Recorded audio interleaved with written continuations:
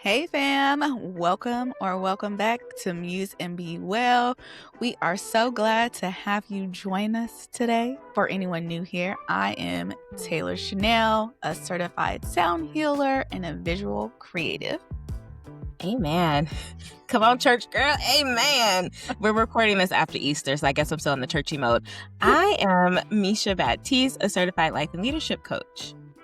And this is a lovely space for dreamers learning to live well, aligning purpose and well-being. And today, we are going to be talking about reparenting ourselves, okay? I'm in the season of needing to do that again. I've done it before, but I just need to Re-up, girl, re-up.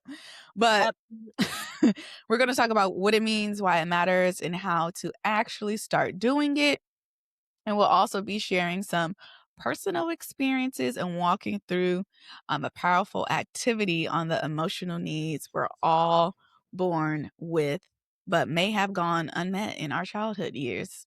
And giving you practical tools to take with you after this episode. So grab your journals, get comfy, and before we dive in, please stop, take a moment, and subscribe wherever you're listening. Leave a comment, review, rate, or share this with someone who you feel like needs to hear this. But now we're going to jump into our Muse moment. Yay! Okay, so first of all, I got to just give Taylor a shout out because she just got back from Brazil. Do you have a tan? Were you out in the sun Oh, a lot? girl, I do have a tan. Can you not see it? Well, I don't know. You My do look makeup, sun-kissed. maybe. You look sun-kissed. I have a long sleeve shirt, but like, you Yeah, can't really tell. You I can't got tell you. I saw a right little. now in this lighting, but I do have a tan. Okay. Oh I my didn't God. get the tan that I wanted, but I do have a tan. Oh, well, But you yes. look gorgeous. You look refreshed. And she shared her experience with me. We won't, spend too much time on it here, but you saw a lot of cultural and historical things, especially relating to the African diaspora. So I'm Yes, a I little did. jealous, per usual. I'm always a little jealous of something. Um, Aren't we but all? tell us about your Muse moment for this week. So I have it right here handy. As y'all know, I love to read. And We're so readers, I actually bought this book and another book called The House of Eve. But I read this book while I was in Brazil, and it was just so timely and so interesting. But anywho, so as you saw, or maybe if you were listening, the book is called Harlem Rhapsody, and I'll take you through a little synopsis of what the book is about. So, it's written by Victoria Christopher Murray. I hope I'm saying Murray. your last. Okay, Murray. So, Victoria Christopher Murray. The novel tells the story of a lovely prominent figure, a Black woman during the Harlem Renaissance, Jessie Redmond Fawcett. And she was once a high school teacher turned literary editor of The Crisis, which was a magazine or like newspaper founded by W.E.B. Du Bois. It was associated with the NAACP. But not only was W.E.B. Du Bois the founder of this Crisis magazine, and not only her boss, but he was also her lover. Dun, dun, dun, dun. I am so sorry, Mr. Boys. You did not deserve that. Well, he was the one that came out to her, okay? I'm talking about Mrs. Oh, Du oh yes, Bois. Mrs. Absolutely. So they were having an affair, child, and they were trying to keep it on the low. There were rumors, and they never said like acknowledged it up front, but anywho, the people had some insight and they like had a clue, but they didn't want to reveal it themselves. But anyways, so the novel just talks about Jessie and her becoming, but then also covers their affair as well too. So that's just really interesting. But less on the affair part and more on her. She was determined just to prove herself, right? She was a wonderful writer. Again, she was the literary editor for The Crisis. And she had a thing for discovering young writers. So she discovered Langston Hughes, Nella Larson, Countee Cullen, and so many more. I think I read somewhere that after she was done with The Crisis, she went back to teaching. And I think that one of her students was, darn gone it. Is it Zora Hurston? No, but No, they do talk about Zora Neale Hurston, like, how she met her, like, in the book. I think I love she was that. close friends with Langston. Langston. Mhm. Um, um, James Baldwin, there you go. Oh, really? Because he's, like, Yeah. younger than them. Okay, that's cool. So, don't quote me on that exactly, but I remember, I feel I can like my see brain that. remembers me, It depends on when she reading that died. fact. Yeah. But she also like wrote a novel and it was a great success. And that just put her at the heart of the Renaissance movement during that time frame with Black music, theater, and arts. And she essentially just shaped a generation of literary legends. So reading the book was just I was just so intrigued. But you know how like when you read a historical book, you're intrigued, you're in awe, but you're also like pissed off. 'Cause you didn't know because about it, and yeah. Why were you pissed off? well, I was pissed off because well there was moments of just like okay. So what I thought was interesting was during that time frame they called like a white woman who supported or white people who supported like the Black movement integrationist. I believe that's the word. Oh, okay. I was like, I thought it was gonna be like a slur or something. Like, No, I've no, never no. heard this word before. Integrationist, I believe, Integralist, is yeah. what Yeah. is the correct term. Mhm. Um, Another woman who essentially like helped Langston Hughes get to where he's at, like she basically sponsored him because he was going to school to become an engineer because that's what his father told him to do. But he was like, I don't Mhm. want to do this. So I'm just gonna quit. Da da da. And then Jesse's mom was like, well, I know of a woman that could probably help him. And so essentially he was going to all these different types of events and stuff with her. But it's like at a certain point, you're doing all this for this person, but at the end of the day, like what do you want in return? Well, it became like she became like a patron for Langston Hughes, right? Essentially. Yeah, because there's I don't think this is the same lady. Well, are you saying that the stepmom was a patron? Or yeah, I know exactly what you're talking about. There's this Another lady from woman. New Jersey who was a patron for Zora Neale Hurston and Langston Hughes, and she basically paid them. Well, for Neale Hurston, she paid for her like anthropology work to like Mhm. tour the South and learn about Black history there, and then obviously for Langston Hughes' writing. But the catch was that she owned their work. Oh, Like you she see? paid them to do it, but she kind of like owned the rights to their work. So yeah, it was kind of an effed up situation. Mhm. Yeah, but I mean, I guess they got to live. Like she did pay them, and like there were a lot of Black starving artists in that time. I just wish like, it's good that she paid for them, but I just wish that she come on, ethics, come on, integrity, come on, be better. Like, these Yeah. aren't slaves, like, these aren't your artists' slaves. They deserve to own the rights to the work that they create. Yeah. It's giving like I the Get Out digress. situation. You know what I'm saying? And I saw that, she looks like she discovered, Nella Larson too, and Nella Larson wrote Passing, which became a movie on Netflix.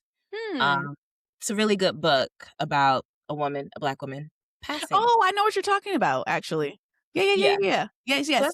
They also talk about that in the book, like, how they wanted to like, so Jesse and Nella were really great friends, and they wanted to have each other be their accountability partners in writing because they both wanted to write a novel. And so yeah. that made me cry. They I don't talk know why. about all this. They don't do a deep dive into like Nella's like actual book, but I believe they touch on like what she wanted her first novel to be about, and Mhm. I do recall like it being about like a woman passing, and so Yeah. passing like as a white woman I when wanna she read was this. a fair skinned Black woman. Um, but yeah, so just reading the book just made me. It made my Yeah. heart just feel so yummy. It's so good to read about Black women in earlier times for us because they don't tell their stories a lot. And so Mhm. in our world, we can think that like we did nothing during that time. Like Black women voices from the civil rights movement, weren't amplified. And it looks like it's the same for the a Harlem Renaissance. Another woman I want to call out that was a part of the same era is Molly Moon, Mm. who was a fundraiser for the Urban League, and was like friends with a lot of people during the Harlem Renaissance, but she kind of went into the more civil rights aspect of that time. But I didn't hear about her until a recent book was written about her called Our Secret Society. So Mm. I love learning about my Black women from the I'm time. saying, and she was the first Black woman to hold this literary editor position at a magazine. The crisis, yeah. Yeah, at the Crisis. Ugh, And so I it love was just this. so beautiful. And then It ended up basically doing like editor in chief work when W.E.B. Du Bois was out traveling and doing the things. And it was a whole, it just men, men, but Black women, girl, Black women. coming to save the day all the But time. my Muse moment is a bit, um, not as highbrow, let's say Not that. the pause.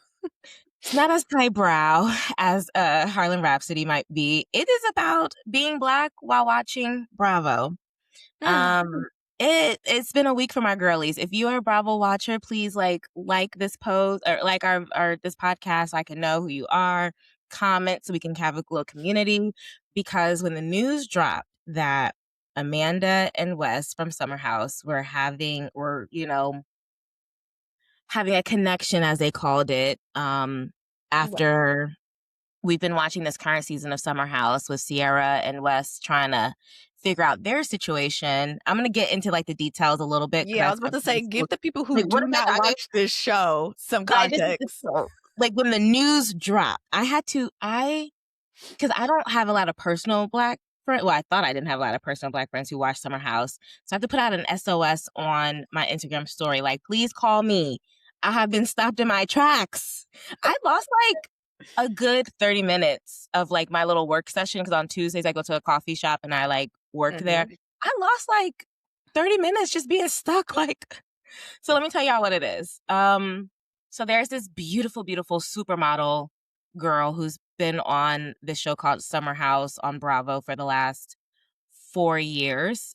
Summer House is about a show of like New Yorkers, like young New Yorkers during the summer. They rent a house in the Hamptons every summer and like basically they work during the week and party in the Hamptons on the weekends. So she joined the cast.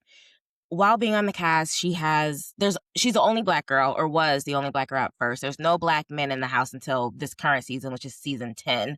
And Mm. so we have seen her date 3 white men on the show. All 3 of the white men played in her space in some degree. The one that was really bad was the second one, Austin, who called her a Jezebel on live TV. Well, not live TV, but on camera, he called her a Jezebel. There was like this like triangle between her and this other white girl on the show, and it didn't go anywhere. So she was very, very embarrassed by that and like kind of made a decision that like she's not going to have any public relationships on TV anymore. And like she's made it very clear that she's dating to be married. Like she's not going to have sex unless she's in a serious relationship. Enters West Wilson, a guy from Missouri, kind of supposedly has like this cool swagger, got a job at Complex, like, understands Black culture. He comes into the house season 8 and, makes a beeline for Sierra.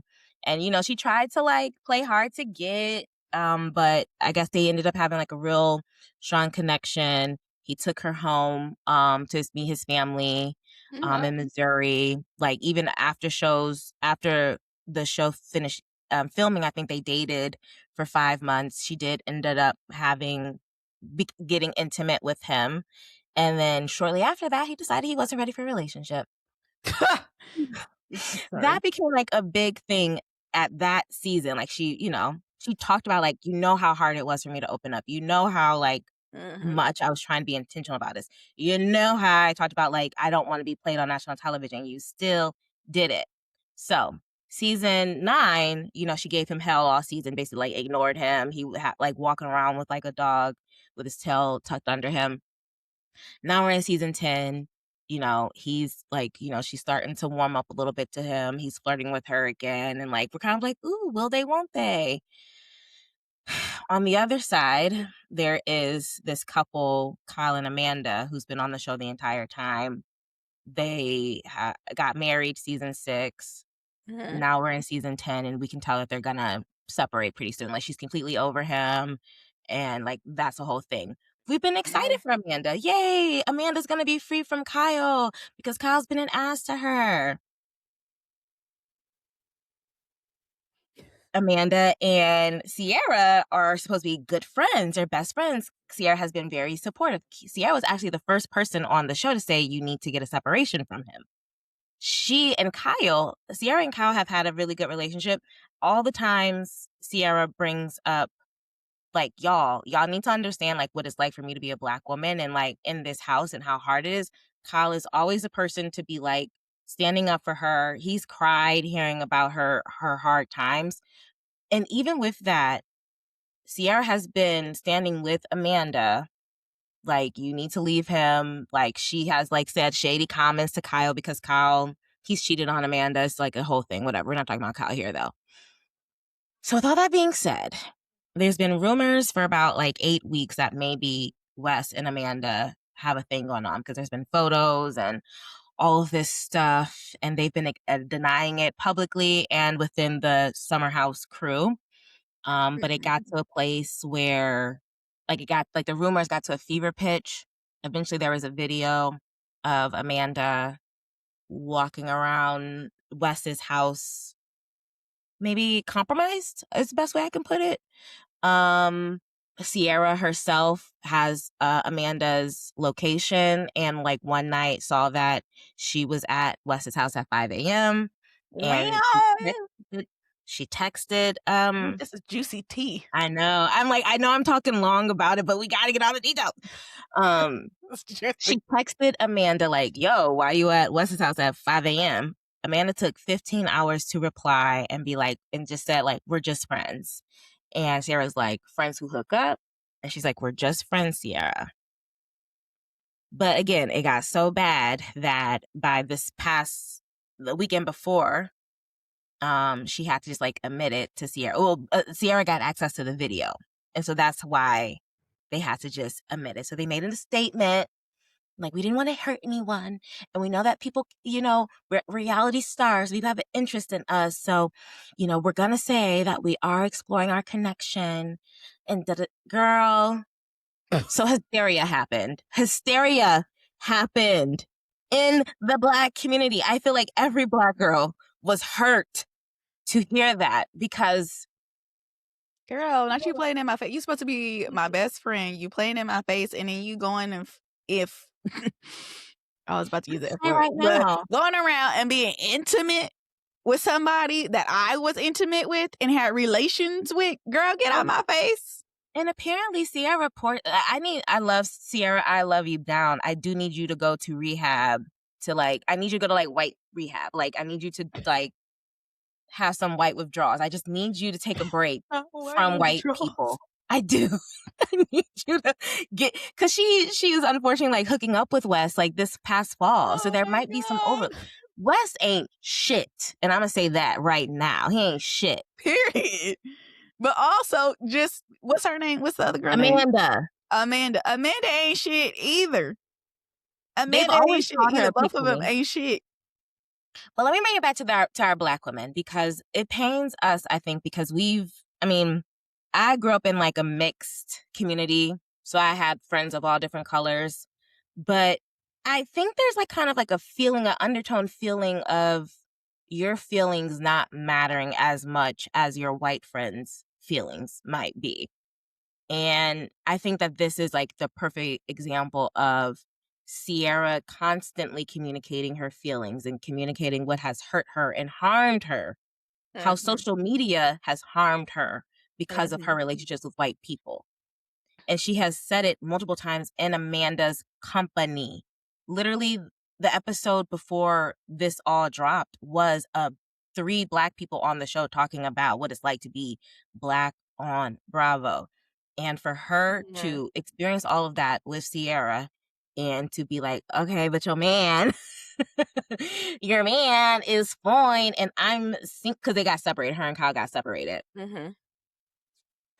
You don't care. You don't care about her feelings. You just feel like she's so strong and she's been through so much that she can just get over this, and that your feelings, your fragility, your emotional needs, your need for attention and like male support means more than what your best friend who has supported you and has like almost messed up her relationship with Kyle for you. Yeah. I'm pissed. I know a lot of Black women are pissed. I know a lot of us feel hurt. My heart goes out to Sierra. I hope she gets the world. She deserves the world. This is my Muse moment because I'm glad that we're having this conversation. I've seen a lot of smart dialogue around it. I've seen a lot of white women allies talk about it. Apparently, one of my friends, she works with a lot of white women. She's like, "See, this is why white women, but this is why y'all don't trust white women." So that's not the point, though. The point is that as much as I hate that this moment is happening, I'm glad that we're having this conversation, and I don't know. I'm interested to see what more comes out of it. Like, how are white women going to show up differently? How are we going to show up differently? What does it look like to have interracial relationships going forward? I'm stressed though. And then there's Vanita. If anyone watches Southern Charm, there's this Black girl, Vanita, on the show. She's the only Black woman on the show, and it's hard watching her too. And I kind of want her to get off the show. I do. We'll talk about that another time. But it's hard watching all these white shows that have like one token Black girl on the show. It's really hard to watch, and I hope Bravo starts to realize that like the harm that there is just having like that one token Black person. It's not enough. That's not enough diversity. Even having like a Black person and a Latino person, no, because you can't trust for the Latino person to always be your ally. He or she needs a Black friend who is their friend, not someone you bring on, because then there becomes like a little rivalry, like how it was on Beverly Hills, Real Housewives of Beverly Hills. There's like Gasar and Bose. You would think that they would just, fold into each other. No, they had beef, so Garcelle left the show. I digress. You can tell I have feelings about this. Yes, I just stopped watching Bravo, so I don't know what's happening. But if you guys do, reach out to me so we can keep talking about it. We can have like a little Bravo group chat. Think about it, y'all. Hit me up. Okay, well, let's move on. Let's ground ourselves now. All right, y'all. Let's jump into the what segment is this? The grounding moment segment. And that was 24 minutes, y'all. Shout out to me. All right, let's jump into the grounding moment segment. If you've been here before, you already know the drill. Grab your essential oils, okay? Got mine handy and on deck. Boom. All right, so wherever you are, driving, walking, folding laundry, sitting at your desk, this is your invitation just to take a quick pause, If you have your essential oils, place a drop into your hand and just rub it and massage it in. And we're just going to make a tent with our fingers over our nose and just breathe in this lovely smell. Inhale and exhale. Inhale again and exhale. And if you can, gently soften your shoulders, unclench your jaw, rotate your neck if you feel like you need to, switch directions. I just had in my head like, God is so good. What'd you say? I was like, God is so good. All the time, okay?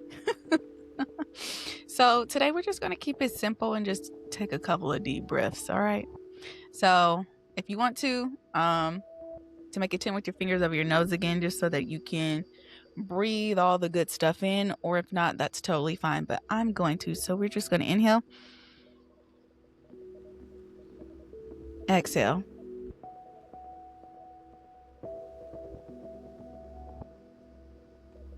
Again, inhale. And slowly exhale.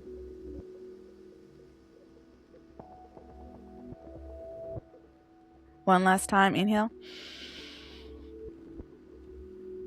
Slowly exhale.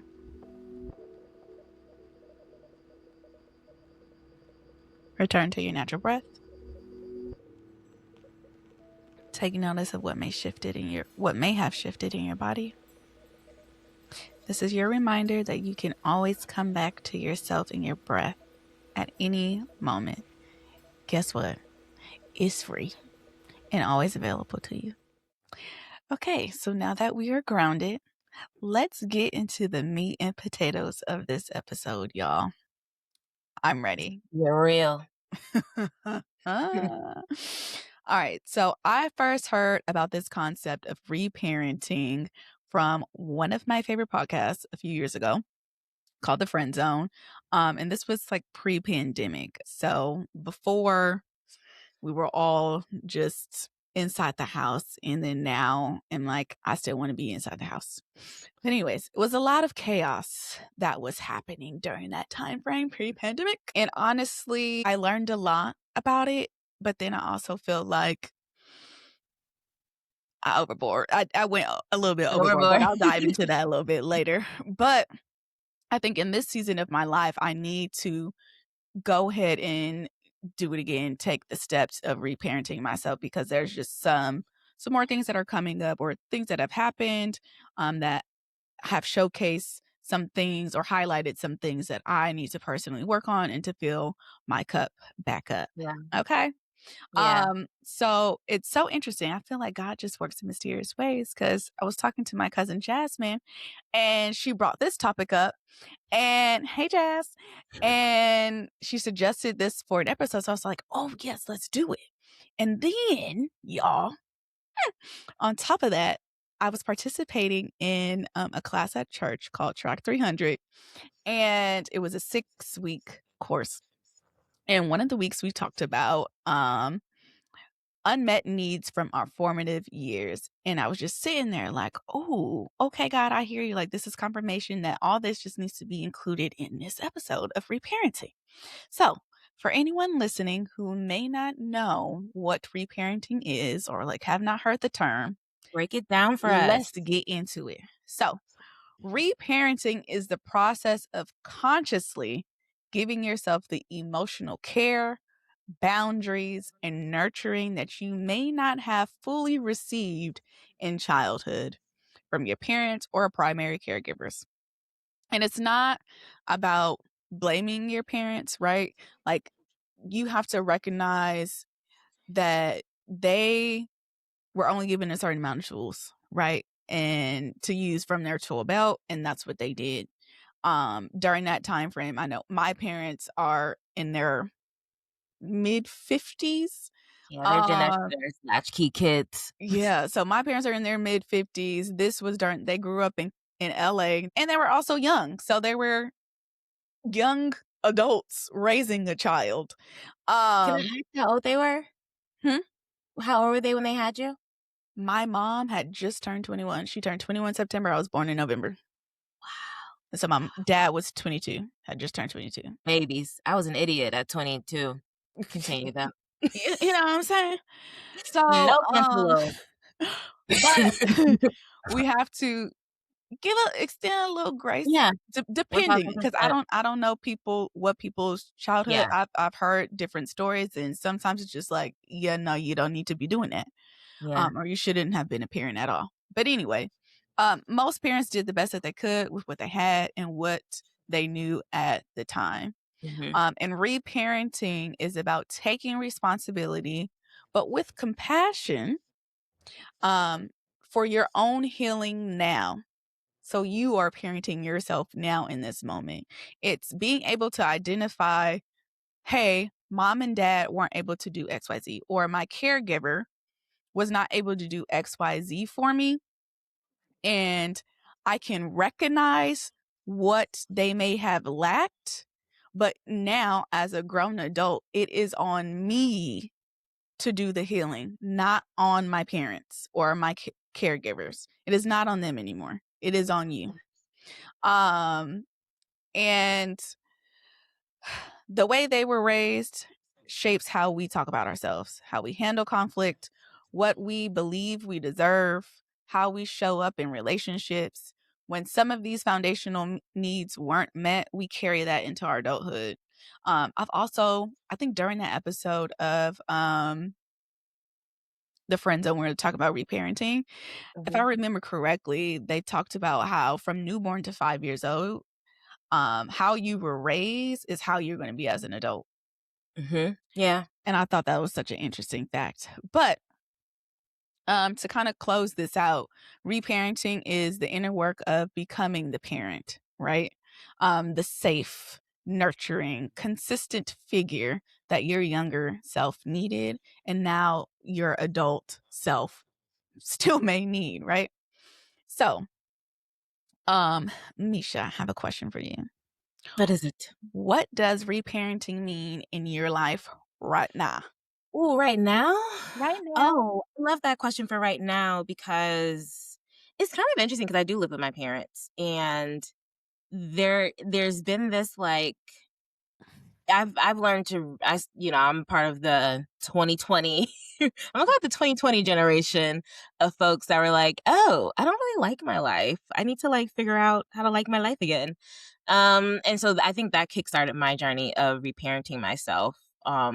But especially since living with my parents again, obviously there's triggers that come up, right? Because, Mhm.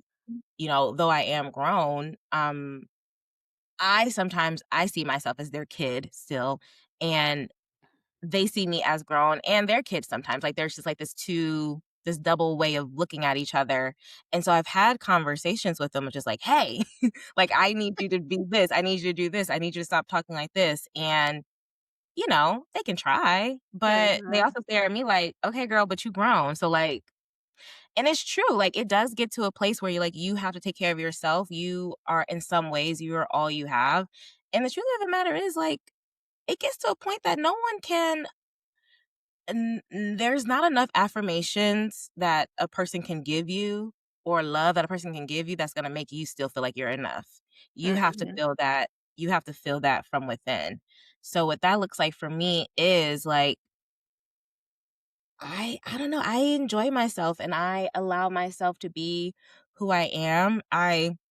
When I first started my journey, I would look at what I enjoyed as a child, what I needed as a child, what was Mhm. missing, and I try to give that to myself today.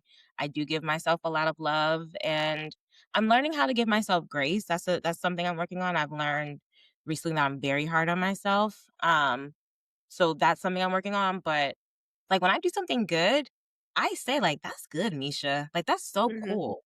When I have, like, a good idea or, like, if I do something that's different, I'm like, "Go ahead, girl." Like, I am the one, like, encouraging and pushing myself, and I think that's the biggest part that kinda makes me feel safe within myself.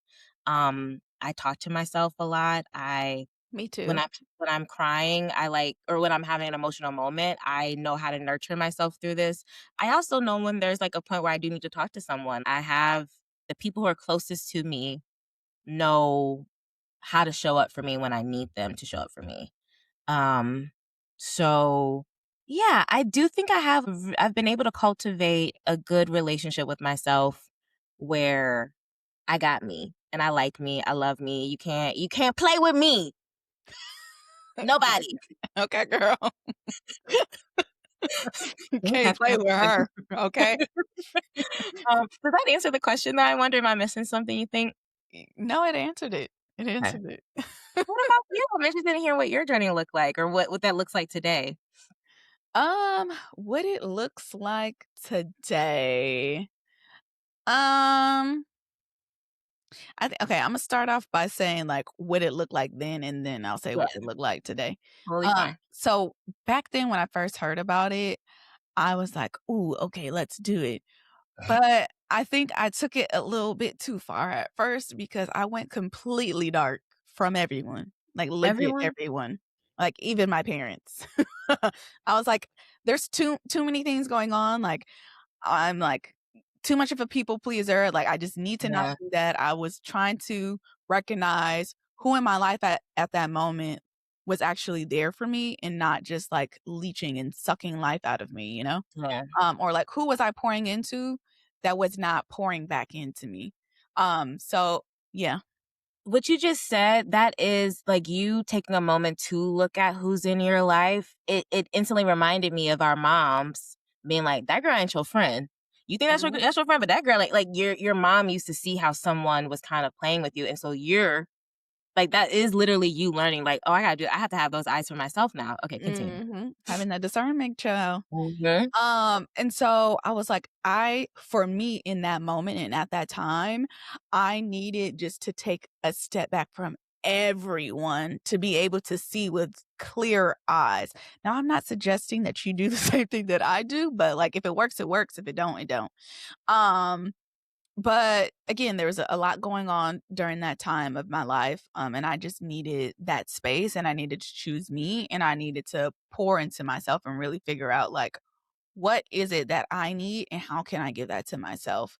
Um, and I just remember like as I was going through that time frame, like I was reading, I was again listening to one of my favorite podcasts outside of this one, but The Friend Zone, just like really pouring into myself and being cognizant and conscious of what was I feeding myself, not just food, but like mentally, Yeah. emotionally. I literally felt like a weight lift off my shoulders. I felt lighter. I was glowing. I remember I posted this picture on Instagram and Bricks, the friend of the pod. At the time we weren't close, but like I knew her from school and she was just like, it just looks like you're glowing. And I'm like, the fact that you can like see that through this picture just showcases what I'm doing right now in this moment. It's I don't wanna say, like, it's working, but you can see the work being done. Um, Hmm. and I think as of right now, I definitely need to go back into that mode. I don't know about, like, cutting everybody off, but I'm just in the phase of my life right now that, like, working through this trauma, I definitely feel like it has rewired my brain in a way. Like, I can't Mm-hmm. explain it, and so I was doing a deeper dive on Claude the other day, like, how does trauma, like, The affect the body. brain and the body and all this other stuff, so, um, researching that to figure out the things, but, um, I'm like, I for sure need to I know I need to lock in, and for a couple years now, I be hearing God's voice, "You need to isolate yourself, you need to lock in, you need to da da da da." As I'm hearing that and trying to take it seriously and actually listen and do it, be obedient, I see the things, You, that were unmet, right, in my childhood. So there's these new things, and it's like, "Ooh, okay. I gotta fill in yeah. this cup while Yeah. I'm, like, in this mode of locking in, like, this is crazy." Yeah. So what I'm hearing though is that, like, okay, your first stage, like, because you only know, like, on your healing journey, you can only work with and heal with what you understand you need to heal. So Mhm, there's always something, like, right? Like, I'm in mhm, therapy right now, and I have this framework, heal your identity, reclaim your vision, lead your life. And me and my therapist was like, "It looks like you might need to do some more heal your identity." I was so annoyed. I'm like, I created this, and my identity still ain't healed. Like, what? So I think that that's what's happening. It's just like you've learned, like, the. How old were you when you first started reparenting yourself? You're probably like in your late 20s, yeah, maybe, like, 27. 27. So you're going through your Saturn return at that point. So Mhm. It was you a lot know, happening. yeah, and now you're very grown. Like, now you're 33. So there, like, now there's like a new understanding of yourself. Also, you were Mhm, working a full-time job, now you're an entrepreneur.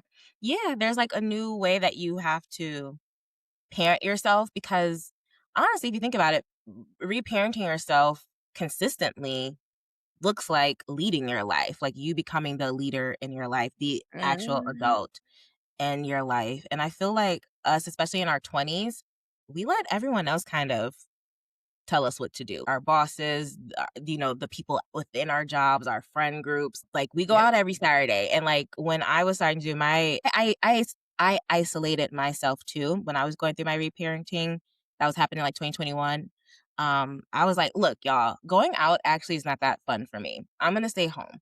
And I'm going to like reconnect with who I was as a kid. What did I like as a kid? What brought me joy? And I'm going to lean into that. And yeah, you're going to lose people along that way, which is great. Let me tell you, if you're going through your healing journey, you start to lose people, because that, like, it clarifies. Because I didn't lose everyone. The people who I have, they mean the world to me today. Because I feel like we can go through every phase together. And you're not going to go through every phase with every person. And I'm going on a tangent, so I'm going to boom. But yeah, what comes up for you as I say all of that? I think I'm in agreement with you, because that was the case for me. Like, I lost people along the way, and it's like no harm, no foul, right? There is no love lost. Like, I still wish them well and hope that, they are able to live out their wildest dreams. But I, in that moment, could not stick around and just be stagnant. I had to grow into this next chapter. I pray that they are able to get to that point of shedding that weight and living out what God has destined for them as well. But it's so interesting because I think also that actually just triggered a thought. During that time frame, I heard of this like analogy of an elevator ride, right?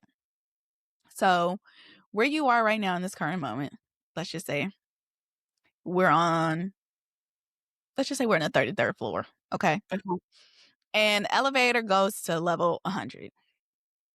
We're on 33rd floor. We're all right here in this moment. Everybody who is around you right here, right now, is on that same level, the 33rd level. And you're like, okay, well, I want to go see what's on level 35. You're like, all right. So you get in the elevator, you go to level 35. And some people may come along with you. Some may not. And that's okay. Then you find some other people on level 35. And you're like, all right, okay, cool. Like, we spending a little bit of time. All right. And then you're like, all right, let's go see what's on the other levels, right? Let's go to 37 now. Let's go to 37. And, maybe 2 or 3 people may tag along with you, and you go right along and you explore what's on level 37. And you're like, okay, well, let's go to level 45. But then on level, as the transition from 37 to 45, you're on that ride by yourself. And then you see what's on 45 and you explore and you're like, okay, we peeping it out. Then you get back on the elevator and you ride a little bit more higher to level 80, and you still by yourself and you explore and you see. I'm getting sad. Yeah, there's a lot of stuff that's going to happen, right? It's a lot of stuff that's going to happen between that level 37 and until you get to the top, right? And so, maybe let's say you get to level 90 and you get off and you're like, all right, cool, I'm going to spend some time here. And you are now meeting people in this, now that you have made this journey by yourself from level 37 to 90, you have learned some things along the way. You have identified some certain things about yourself. You've, maybe have been able to ponder and work on some stuff. And now that you're at level 90, you're like, okay, like, let's see what's here for me. And then you meet a clan of people, right? And you're like, oh, okay, like, I like it here. Like, we meeting new people. We doing the things, da da da da da. And then they're like, okay, well, let's go to level 100. And then you go to level 100 and you're like, oh, wow, it's jamming up here. Like, all right, cool. Like, this is where I'm supposed to be. But that journey to get there sometimes is a journey by yourself. Yeah. And identifying who is you? Yeah. Who are you? Who are they? What do you need And how can I prepare myself to get to this level 100 to where I'm not the level 37 version of myself? And can you talk about how when you get to level 100, and then you meet someone, you run into someone who knew you when you were at level 37, Mm-hmm. and they could be at whatever level they're at, but they probably not gonna be 1100 with you. I don't know. I always find that interesting because I'm like, y'all don't know me actually. Who I was in my 20s to who I am today, Two night and totally day, different girl. people. Because I got the gunk off. I am authentic. I don't have to go into all of the things and the ways I've changed, and I'm still changing, but I'm different. I'm very different. And so I also just find that interesting of just like, as we grow, how other people, like everyone's at a different place in their life, everyone. Mm-hmm. Um, and it just always just like, you're talking about, you might chill at a level for a little bit. And in my head, I'm like, oh my God, it would freak me out to stay at one level for a little bit because I'm always like, I wonder what it looks like to just, be content and just be, not always striving, But you know. Mhm. but that's life, It right? is, but I do hope I That's get to the place life. where when I'm done striving. Like right now, I'm Yeah. in this level of that I never thought I would be in, right? But here we are, and now like I've been here for a little bit of time, but now it's like, all right, girl, like we gotta do something about this. So get get it together. Yeah. But sometimes it takes time Mhm. for you to be able to identify things about yourself Mhm. so that you can continue to push forward because Mhm. that's what life is about, is continued growth, continued Yeah. momentum, you Yeah. know? Yeah. Well, it is continued growth. It is. And there's also this moment where you will be a little stuck. But I think that stuckness is needed because that's where you find answers. Like that's where you're doing the questions like, why am I stuck? Yeah. Why am I like, what is this that I'm battling with? And then when you go through that, you can find your answer and be like, okay, let's move forward then. Yeah, All right. exactly. Well, I hear you got a little framework for this from church. So let's hear it. Yes. Okay, y'all. I was not excited doing this activity, but I thought that it was crucial to bring in here because it really opened my eyes to some things. Okay. So, like I said before, I was participating in a 6-week course at church. And one of the weeks we talked about unmet needs, right? And so we did this activity around identifying our unmet emotional needs. This was the premise of it.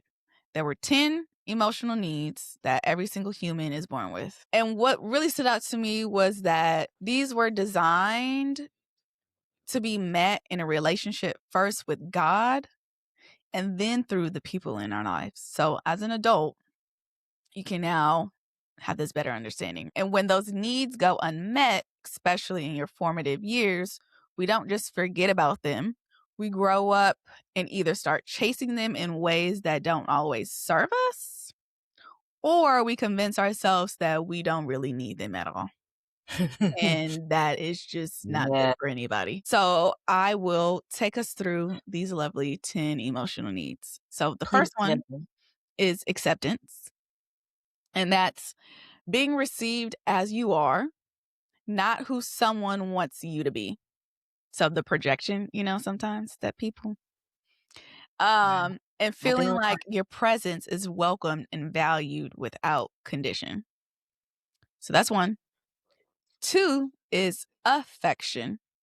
So love is expressed through warmth, physical touch, kind words, and tender care. Imagine just being tucked in at night, by your mom or your dad, just real snuggly wuggly behavior. The experience of being cherished. Number three is attention, being truly seen and heard, feeling like your thoughts, feelings, and experiences matter enough for someone to be present with you.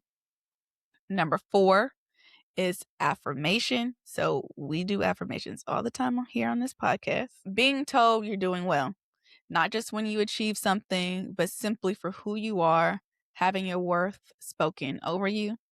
Number 5 is security, feeling safe emotionally, physically, relationally, knowing that your environment and the people around you are stable and trustworthy. Number 6 is comfort, having someone show up for you in pain, not just to fix it or rush past it or tell you, you're not feeling this when you actually are feeling something, but to sit with you in it and let you know you're not alone. Number 7 is encouragement, being cheered on, especially when the road is hard and doubts creep in. Having someone who believes in you and reminds you of your capacity. I feel like I give this to others, but a lot of that was not given to me. Anyways, okay, we'll talk about that later. Number 8 is support, practical and emotional help, knowing that people are in your corner and will show up when things get hard. Number 9 is appreciation, having your efforts, your presence, and your contributions acknowledged and valued, feeling like what you give matters. And number 10, the last one, is respect, being treated with dignity, having your boundaries, your perspective, and your autonomy honored. And so, towards the end of this class, we did this exercise that made all the things just real. But they gave us a sheet, a paper that listed out all the 10 needs, and next to each need was a cup. And the assignment was simple, but it was also not easy. Okay. Also not easy. I didn't complete the whole exercise, but like this is a paper, y'all. Mm-hmm. So Are those full or half full or what they given? I didn't finish it. So Okay. yeah. Well, there were cups on there. So that's what I was There thinking. are cups on there. The cups are so okay. Let me go through it. Okay, So you had to go through each need and draw a line in the cup to identify where you felt that need was met. So it could be empty, it could be 3/4, it could be half, whatever, 1/4, however you felt. And so there was actually a woman at my table who was like, I'm going to draw additional cups to showcase like mom versus dad and like how each of those needs were met. So if you want Oh. to do this exercise yourself, you can also implement that as well. Wait, so what you're saying is that the exercise has you track where you are with it today, and then also like what your mom gave and then what your dad gave? So the woman at the table did that. Oh, She drew herself. an additional cup to be like, Okay. okay, I'm going to do what my mom gave and what my dad gave based on like Oh, how I'm exactly. feeling So today. you're gonna busy sending some mad texts to your parents, like, you know what? I actually did not get enough appreciation from you. Continue. Um, so, and I appreciated how the pastor framed it because he shifted something in me, actually. He said, this isn't about looking back at your parents with judgment. This is Mm-hmm. about being honest with yourself, and this is about seeing the truth. And ultimately, this is an act of kindness toward yourself and a step Yeah. toward becoming a generational pattern breaker. And I was like, ooh, We really are. you Um, spoke to my soul. Can we to quickly just bring like highlight and touch on? I feel like our generation is the generation let's of generational pattern breakers. I can tell And you why. it's really hard out here, okay? I can tell you why. We are the Pluto and Scorpio generation. So Pluto is the sign of transformation, death, and rebirth. Mm. So we are the generation that is literally, you know how they talk about like millennials are ruining the birth rate, millennials are ruining the house market. Like we kind of are that generation that is shifting from the way that things were and to like bring more truth into Mm. how we do things. They also talk about how like we're the most generous, entrepreneurial, like we do entrepreneurship with purpose. We are that generation that is breaking the curses and doing things differently and living more in truth, because Scorpio is that kind of sign that kind of brings the darkness into life, bring that death, but then rebirths it into hopefully something truthful.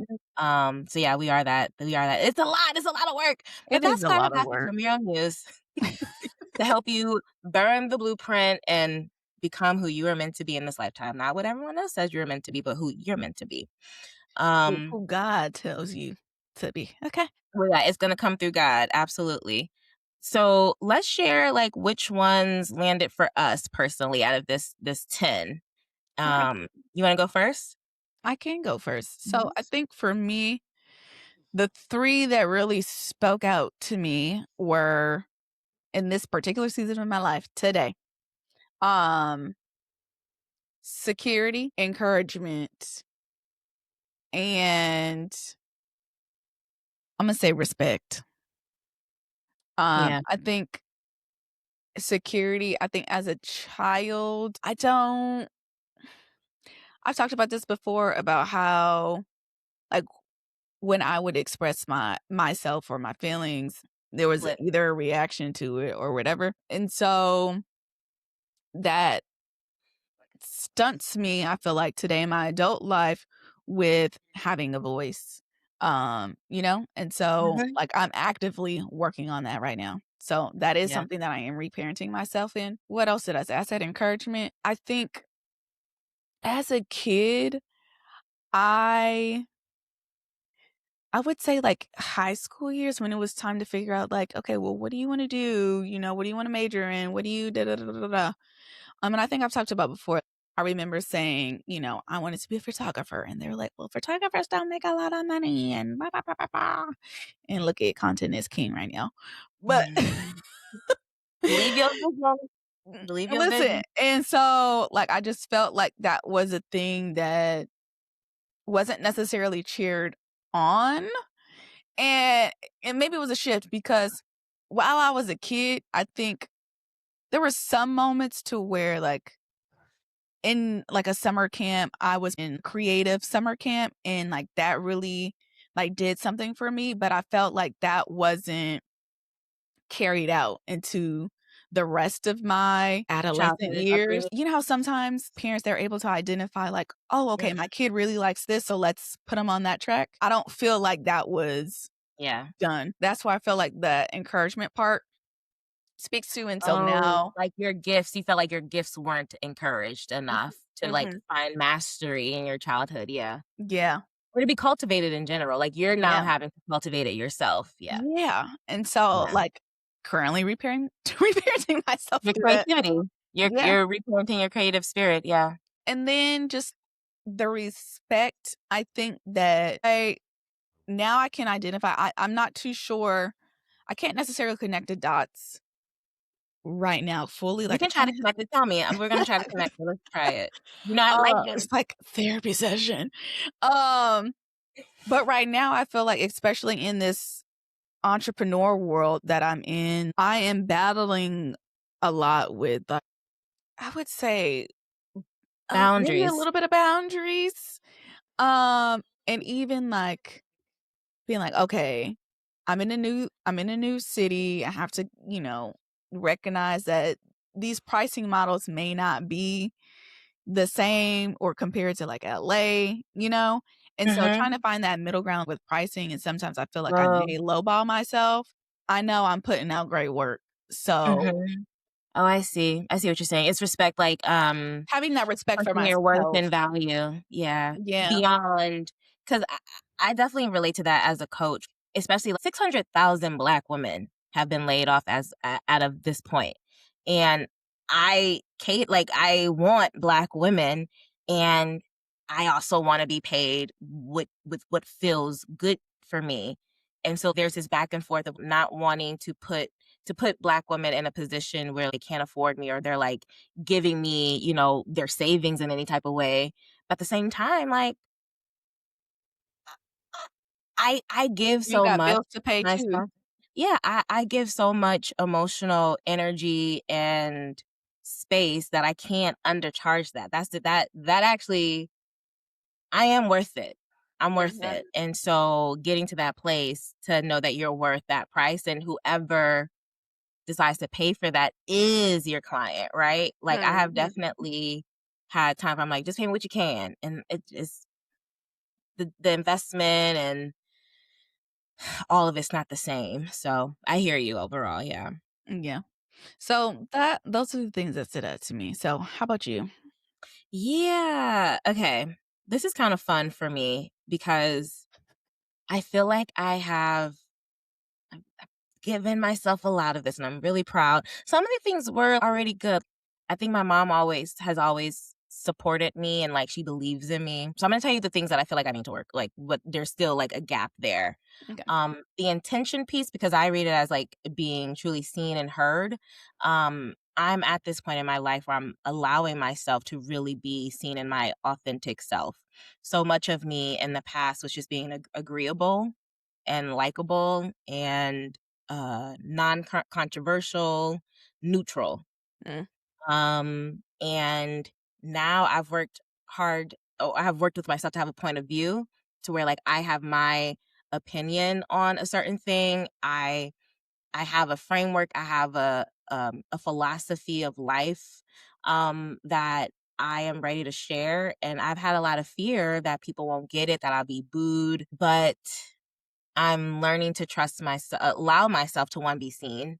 Mm. Because a lot of, again, with all of that, you're hiding, right? Like you're hiding your voice if you're just trying to be neutral and agreeable. So allowing myself to have attention, whether it's good or bad, right? Like even if people do disagree with me, I have to believe and trust myself enough to allow them to have their opinions and stay strong in my opinion. There's a world in which like if I would have put like a little sassy thread out and I got like one little bad comment, I would delete it. But now I just gotta stand in it.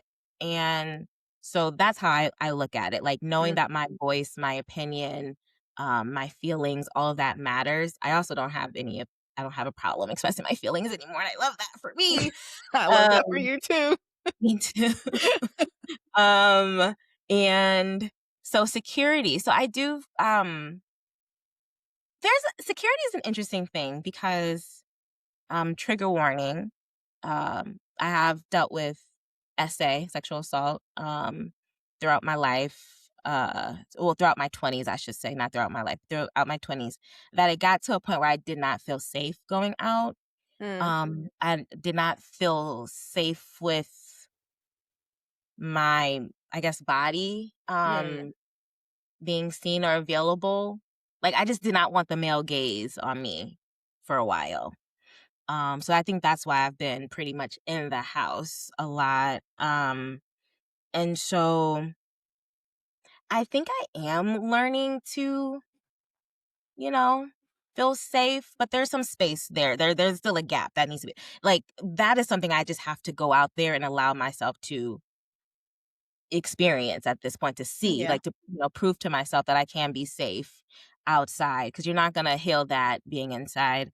Yeah. Um, Emotional security, I'm good there. Well, First, I just especially want now to that I say have a thank you for therapist. sharing that.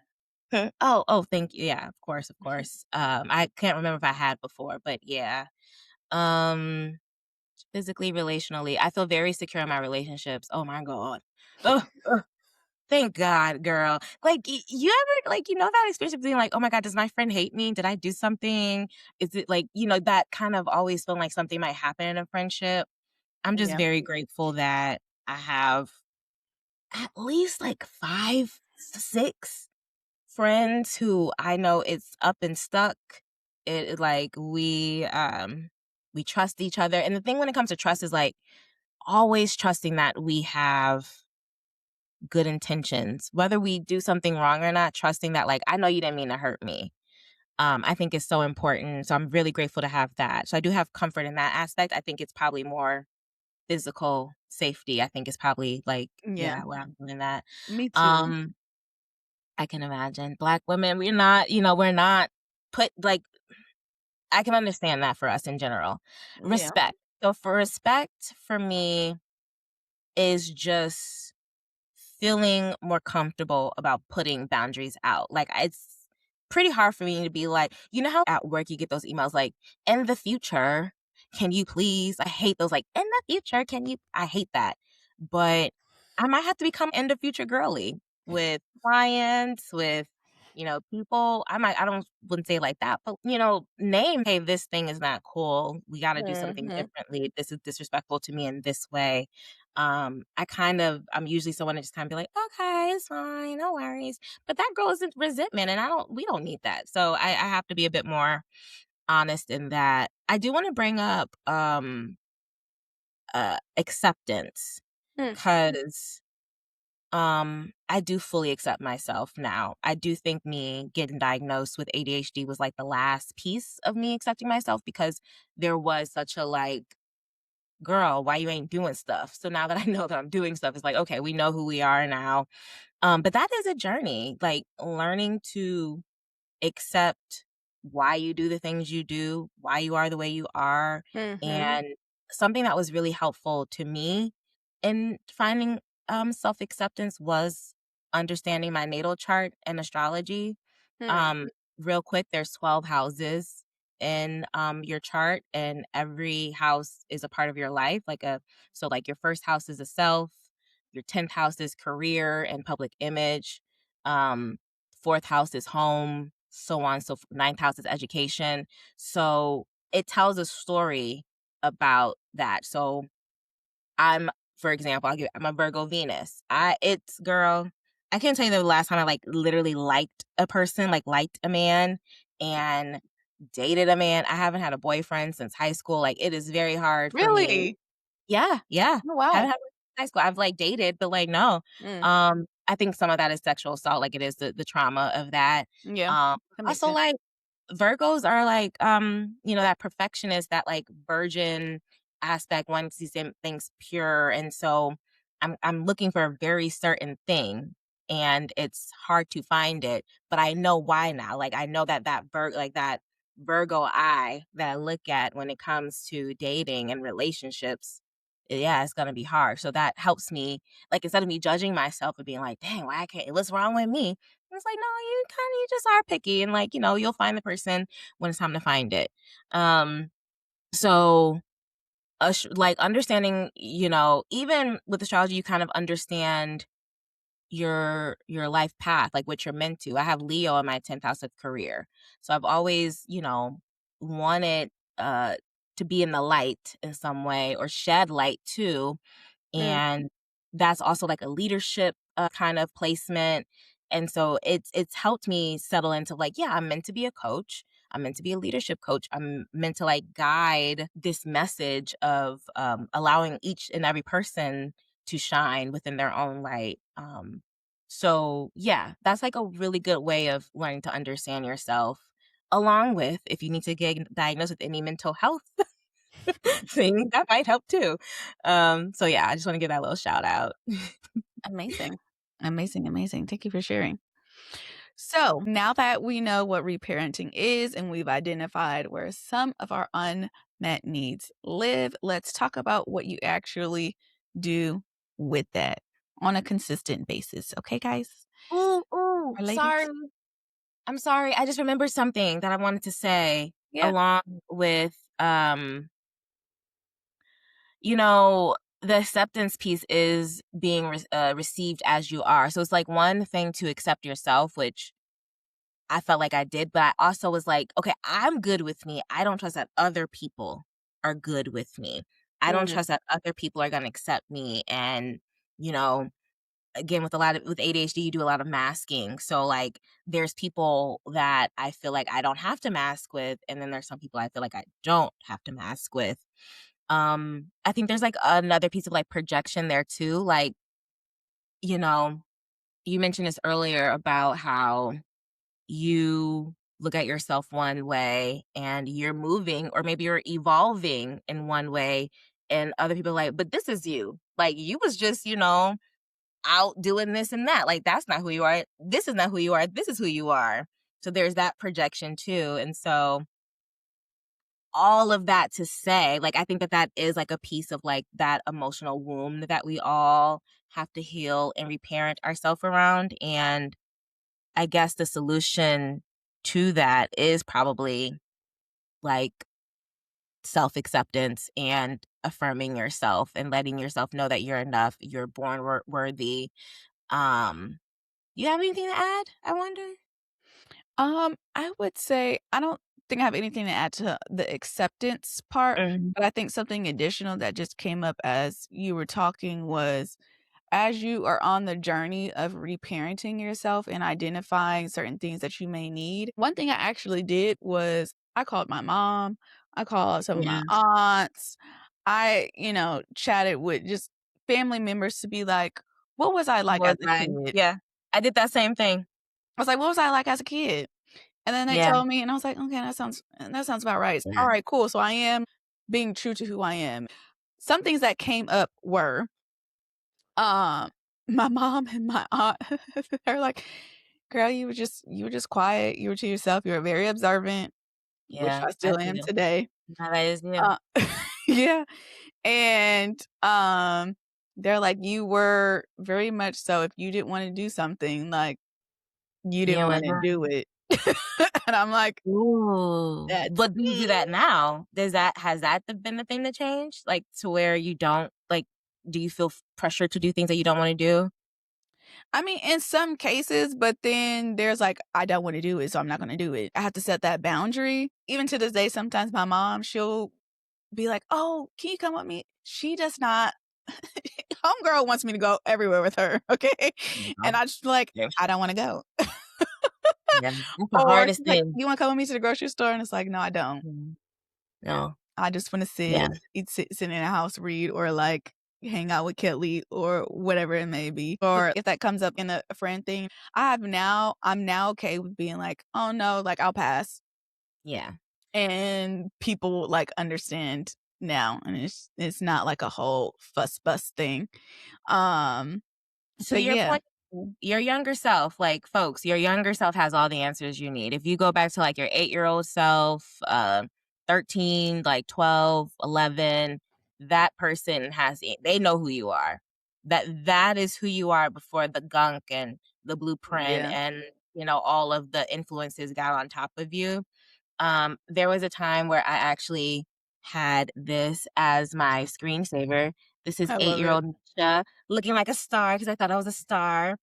And yeah, when I was healing and trying to figure out what my vision is, like, you need to be the steward of this little girl's dream. You need to hold Mhm. her up and make sure that she is living the life that she expected to live. And so that is what I'm working towards. This is me and her, little Misha, we locked in. So yeah, guys, if y'all Mhm. need to give a little reminder of little you, I recommend putting your little stuff as a screensaver with my little roller wrap. I love that. I have, like, um, these child pictures. There was one, so me, my mom, and my aunt, we used to go to this, spa called Glen Ivy Spa, and it was, hmm like, in Corona, California. But anyways, it's me just laying out on the lounger with my sunglasses on. There's another. That's one of my Yep. favorite pictures. There's another favorite picture of me, and, like, I had on this pajama dress with these sunglasses on, and I'm eating a bowl of cereal, just cheesing. And I'm like, "This is so me," the very different personalities of myself. And if Yes. you can tap into childhood memories, during the summers when I used to go visit my dad, he would have a camcorder on recording me. Once it turned Oh, on, I was the life of the party, dancing around, doing the really? things. Sure. And so I just have to remember those things about myself. I know that when I feel comfortable around people, I can be that life of the Yeah. party. But if I don't know you like that, I'm the reserved, quiet, observant person because I need to feel you out. And See that's what your okay, because energy is that's you. about. Because that's you. My mom Mhm. described me as brave, by the way. Aw. And I think I'm brave again. I think in my 20s I did lose my bravery. So Mm, I think I'm getting that back. But I love that. okay, yeah, now we can get into the tools. Okay. So now that we know, what reparenting is and how we've identified some of our unmet needs, let's talk about what you actually do with that, because awareness without action is just self-awareness with nowhere to go. And remember that reparenting is not a one-time event, it's ongoing, it's a life practice. So be patient with yourself. So, tool number 1, you can create a daily inner parent check in. So each morning, ask yourself, what do I need today? I actually do that. Wake up and I'm like, okay, Lord, what do I need to do today? What do I need? And then allow for a moment to gather that information and then just go on and do what I need to do. So this is a question that a good parent would ask their child, right? Like, what do you need of yourself? Like, what do you need today? Um, It's on the menu. yeah. And so you can journal it out, or just pause and notice what it is that you need, whether that may be rest, whether that may be Mhm. connection, a word of encouragement. Mhm. Identify it and then take a small action to meet that need. Yes. Anything to add here? Yeah, I just don't ignore those needs. Mm, Don't ignore checking in with actually how you're feeling, because if you do just keep running and running and running, you're gonna hit a dead end. You're yeah, gonna hit the like breaking point because you aren't, taking that day by day rest, connection, um, affirmation, walk, whatever it is.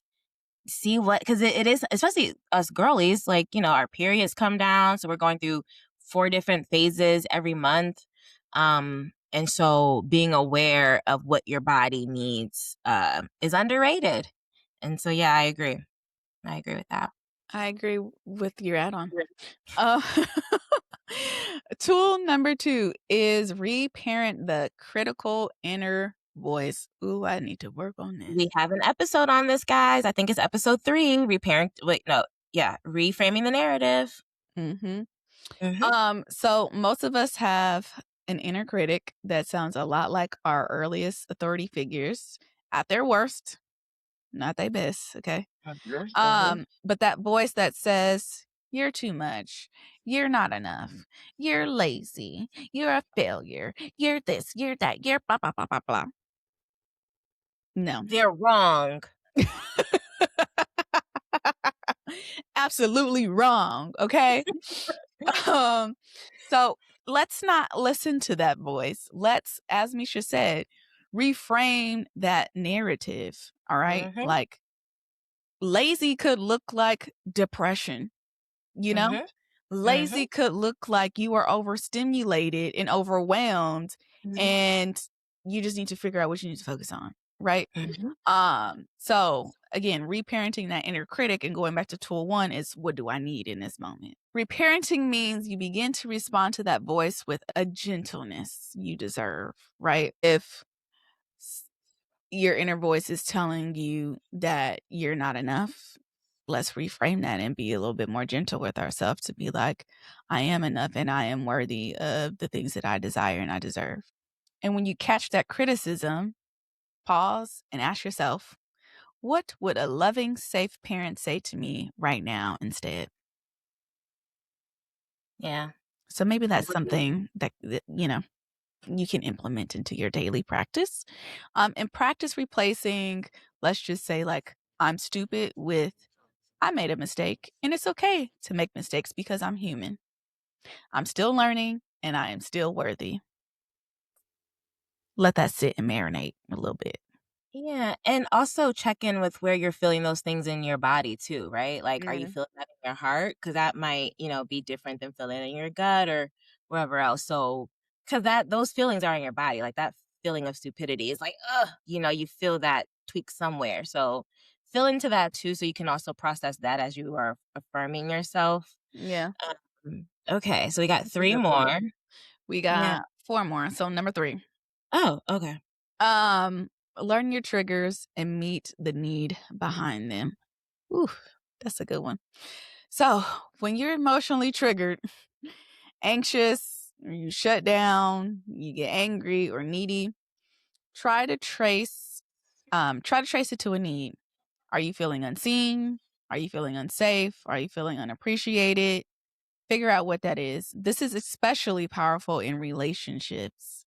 I would also like to say, I also think friendships too. But anyway, so instead of reacting from the wound, you can name the need and say, I'm feeling this way, and I think what I actually need right now is blank. So whether that's space, whether that's to be heard, whether that's just to be a listening ear, whatever that is. But I think that kind of goes into like our last episode of, having the tough conversations. It's identifying like what you are feeling, getting to that root and being able to articulate like what it is that you need in that moment.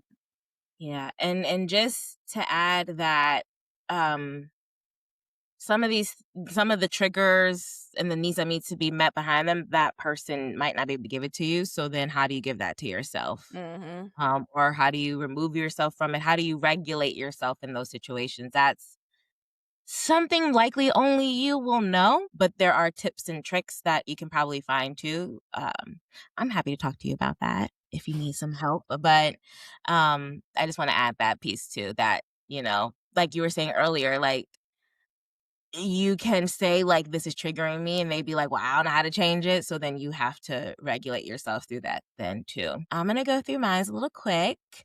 So reparenting yourself through safety and routine. So that is figuring out what you need day to day that works for you. What do you need to take a walk every morning? Do you need to make sure you have 5 cups of water or 8 cups of water a day? What do you need? Because we all need different things. All of our brains and bodies have different needs to some degree. Your routine too, like, do you need to read every night before you go to sleep? I do. That's self-soothing for me. Mm. Um, I with ADHD, I sometimes pull in my hair, so I replace that now with knitting and crocheting, which is what I used to do in high school. So figuring out systems and routines that's going to hold this container of safety and just something that's meeting your everyday needs so you can thrive in that. Seeking healthy reparenting relationships. So that's through mentors, through therapy, your community, your safe friends, letting people know what you need, right? You know how people like jokingly say, like, "Ah, you so stupid, girl." Well, as folks know, I used to feel like maybe I was stupid. So that hurts my feelings when people used to say that. So I had to like, express that like, hey, don't say that. And finding friends who hear that and respect that and even, support you more through that type of identity that you're healing from is really important. Having therapy to talk about it and figure out solutions or tactics to kind of soothe your nerves is one way to put it. Even coaching to help you identify what you need to get where you want to go, right? Because it's one thing to know what your ambition is and what your vision is, but if you don't have the at home support, right, that routine and care, you're not gonna get there well, at least. And then the last one is using affirmations tied to your unmet needs. So, like Taylor was saying earlier, I don't feel safe right now.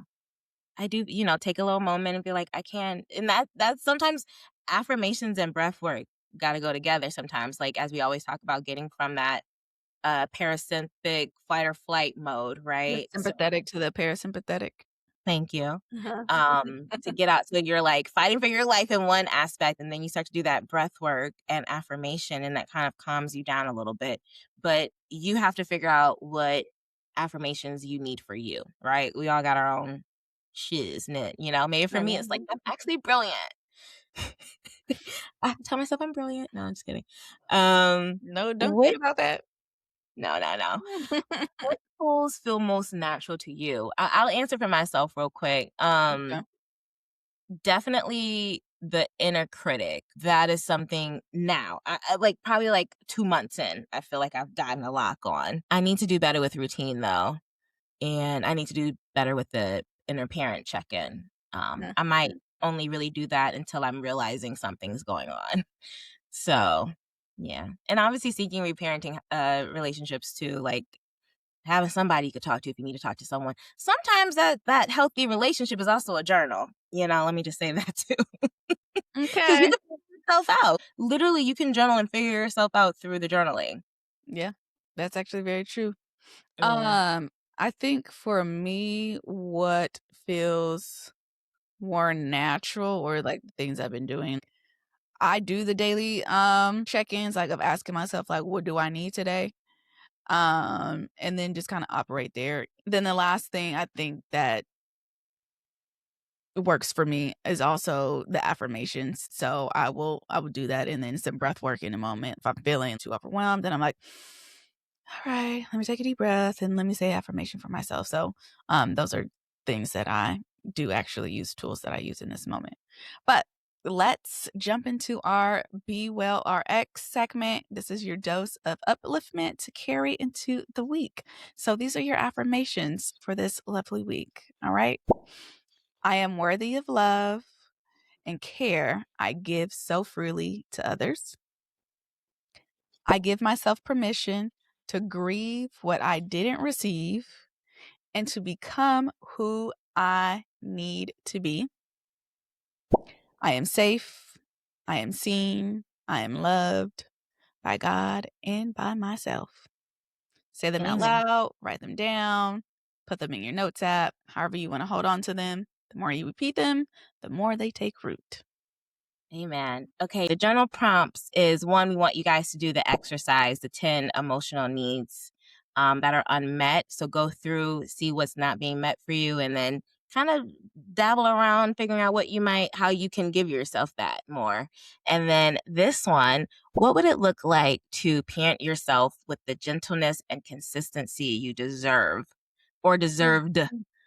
What's one thing that you can do this week to begin? So, out of these tools that we gave, these 6 tools, what's one of those things that you can start to implement into your everyday life?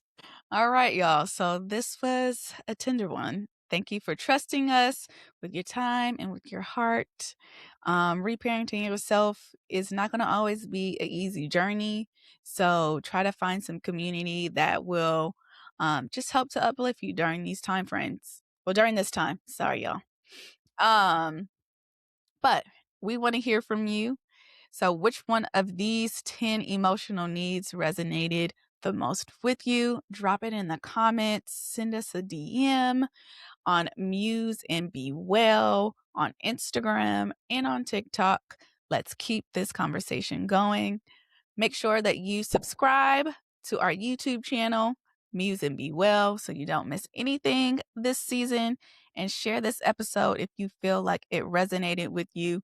Put it in a group chat, share it with a friend, share it with your parents, share it with your family, okay? This is the kind of conversation that deserves to be spread.